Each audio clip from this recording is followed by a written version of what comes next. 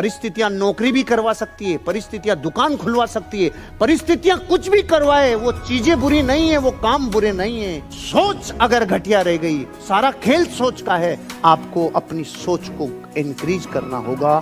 सोच में गरीबी आ गई तो विश्व में कोई अमीर बना नहीं सकता। एक गरीब आदमी था, सूखी रोटी खा रहा था, कुछ रोटी पे था नहीं, कोर को तोड़ता और यूं कर करके खा रहा था। एक सज्जन वहां से गुजरा, उन्होंने पूछा, अरे भाई क्या कर रहे हो, तू ये क्या कर रहा है, ये बता। भाई साहब रोटी पे कुछ नहीं है तो ऐसे सोच रहा हूँ कि भाई चटनी रखी है तो सोच सोच के खा रहा हूँ।